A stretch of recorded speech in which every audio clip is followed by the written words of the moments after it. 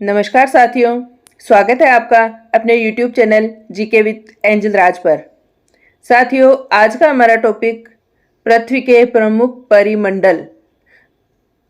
तो देखते हैं हमने पिछली वीडियो में पढ़ा था कि पृथ्वी ही एक ऐसा ग्रह है जहां पर जीवन संभव है, क्योंकि यहां पर जीवन के लिए संभव सभी परिस्थितियां मौजूद है और उन्हीं परिस्थितियों में 3 प्रमुख घटक आते हैं।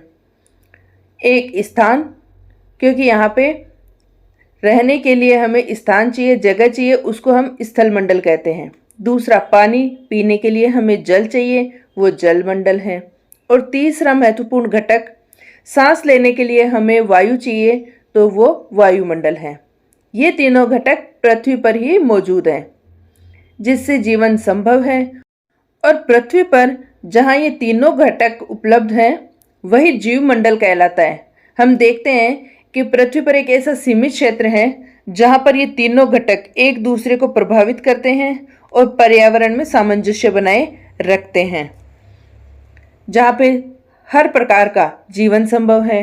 छोटे से छोटे बैक्टीरिया से लेके बड़े से बड़े स्तनधारी प्राणी तक इस जीव मंडल में आते हैं। तो साथियों, हमने स्थल मंडल के बारे में, जल मंडल के बारे में और वायुमंडल के बारे में पढ़ लिया है। साथ ही मैंने आपको बताया जीव मंडल के बारे में। तो अब हम आगे बढ़ते हैं और पढ़ते हैं पृथ्वी के प्रमुख परिमंडलों के बारे में।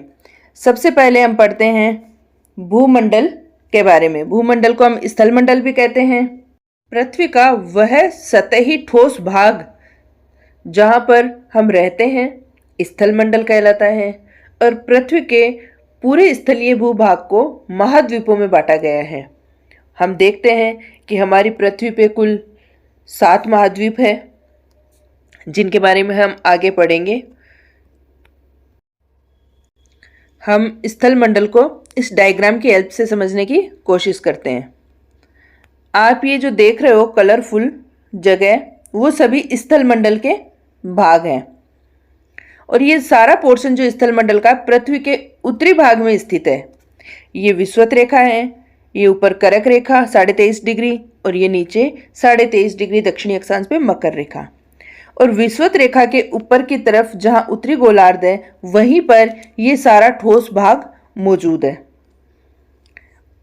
सभी महाद्वीपों का क्षेत्रफल अधिकांश उत्तरी गोलार्ध में फैला हुआ है। तो चलिए हम पढ़ते हैं। सबसे पहले हमारा सबसे बड़ा महाद्वीप है एशिया महाद्वीप। यह पृथ्वी के स्थलीय भाग के लगभग 1/3 क्षेत्रफल पर फैला हुआ है। और देखते हैं हम कर्क रेखा 23.5 डिग्री उत्तरी अक्षांश के जो कर्क रेखा है, वो भी एशिया महाद्वीप से होके गुजरती है, हमारे भारत से होके गुजर रही है। आप देख सकते हो यहाँ पे। इसी तरह एशिया महाद्वीप के पश्चिम में यहाँ पर एक पर्वत श्रृंखला है जिसे कहते हैं यूराल पर्वत। और यही यूराल पर्वत यूरोप और एशिया को डिवाइड भी कर रहा है। एशिया के बाद दूसरा जो एशिया से थोड़ा छोटा महाद्वीप है, वो है यूरोप। यूरोप महाद्वीप और एशिया महाद्वीप के जो बीच का जगह है, उसे यूरेशिया कहा जाता है। और यूरोप महाद्वीप की एक पर्वत श्रृंखला है, सबसे बड़ी पर्वत श्रृंखला है, उसे अल्पस पर्वत कहते हैं। एशिया की सबसे बड़ी पर्वत श्रृंखला तो यूराल पर्वत है और यूरोप की सबसे बड़ी पर्वत श्रृंखला अल्पस है। एशिया में यूराल के साथ साथ हिमालय भी है। हम देखते हैं हिमालय जो सबसे ऊंचा पर्वत है, वो एशिया में ही स्थित है। चलिए अब हम तीसरा महाद्वीप पढ़ते हैं, अफ्रीका महाद्वीप। विश्व का सबसे बड़ा महाद्वीप एशिया है और दूसरे नंबर पे जो सबसे बड़ा महाद्वीप है, वो है अफ्रीका महाद्वीप। अफ्रीका महाद्वीप एक ऐसा महाद्वीप है जहाँ से तीनों रेखाएं, कर्क रेखा, विषुवत रेखा और मकर रेखा, तीनों रेखाएं गुजरती हैं। और अफ्रीका महाद्वीप की सबसे बड़ी नदी या विश्व की सबसे बड़ी नदी नील नदी भी अफ्रीका महाद्वीप में ही बहती है। ये देख सकते हो यहाँ पे। और हमें ये भी जानना है कि जो विश्व का सबसे गर्म मरुस्थल सहारा मरुस्थल है, वह भी अफ्रीका महाद्वीप में ही अवस्थित है।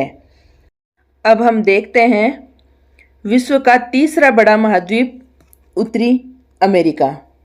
उत्तरी अमेरिका विश्व का तीसरा बड़ा महाद्वीप है।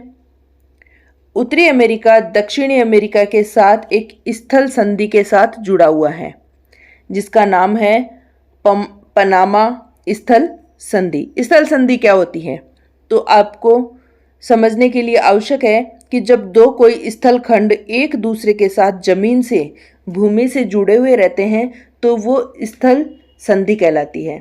इसी तरह से जब कोई दो समुद्री भाग एक दूसरे के साथ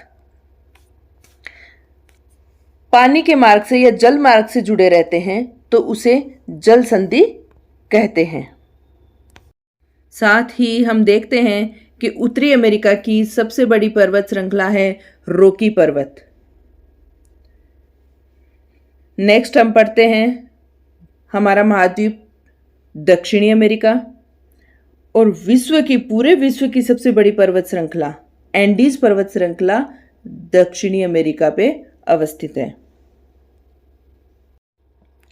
और हम देख सकते हैं कि दक्षिणी अमेरिका 3 महासागरों से घिरा हुआ है, प्रशांत महासागर से, अटलांटिक महासागर से और नीचे दक्षिणी महासागर से।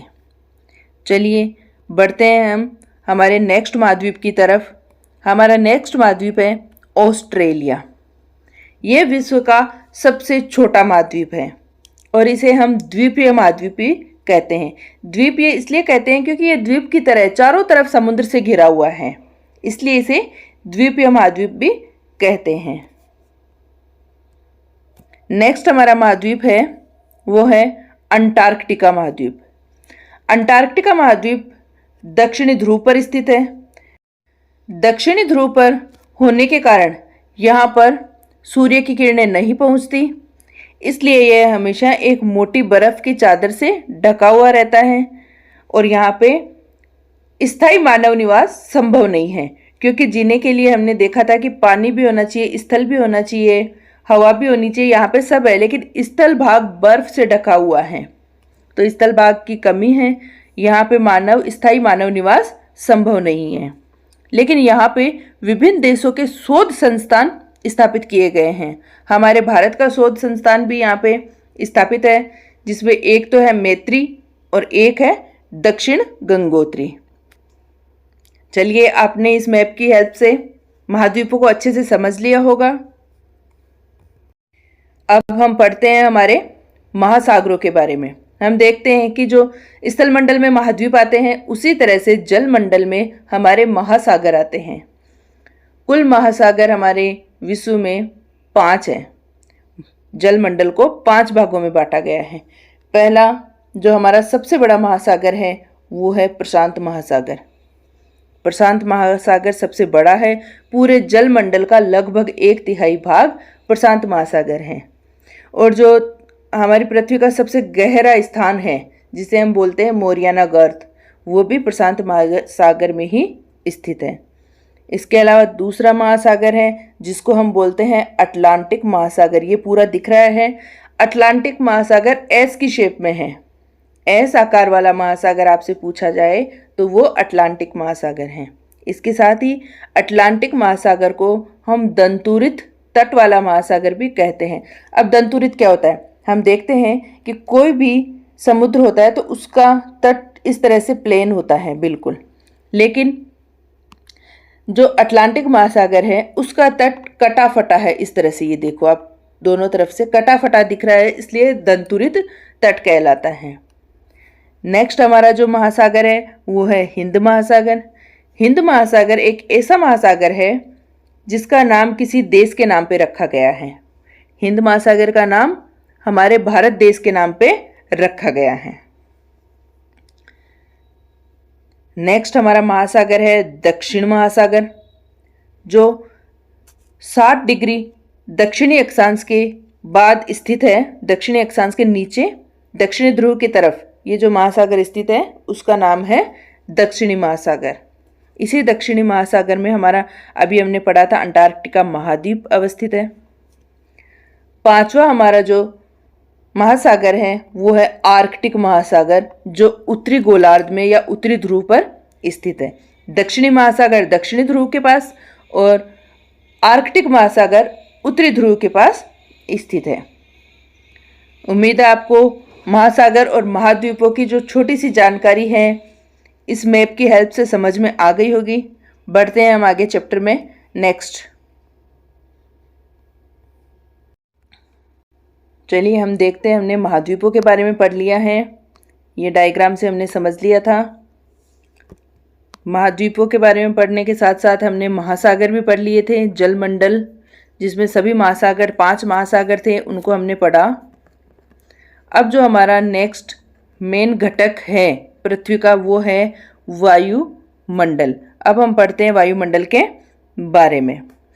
वायुमंडल पृथ्वी पर जहाँ पे हम रहते हैं वहाँ पे हमारे चारों तरफ वायु की एक परत है या आवरण है, उसी को वायुमंडल कहते हैं।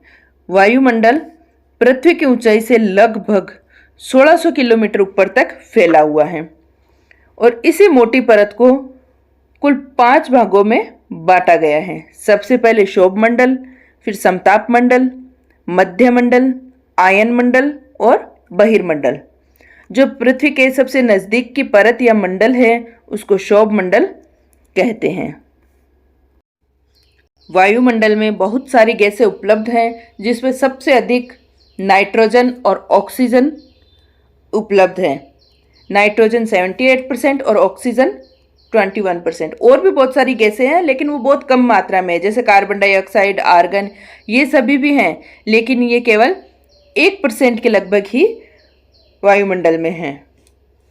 साथ ही हमें वायुमंडल के बारे में हम जानते हैं कि जैसे जैसे पृथ्वी से ऊंचाई की तरफ हम बढ़ते हैं, क्षोभ मंडल से हम जैसे जैसे ऊंचाई की तरफ हम बढ़ते हैं, वायु का घनत्व कम होता जाता है। यानी वायु का घनत्व पृथ्वी के पास तो ज़्यादा रहता है और ऊंचाई बढ़ने के साथ साथ वायु का घनत्व कम हो जाता है। तभी हम देखते हैं कि पर्वतों पर जाने के लिए जो पर्वतारोही है उनको ऑक्सीजन सिलेंडर की ज़रूरत होती है, क्योंकि ऊपर जैसे ही जाते हैं पहाड़ों पे ऑक्सीजन लेवल में कमी आती है। जब वायु कम होगी तो उसमें ऑक्सीजन का लेवल भी कम हो जाएगा।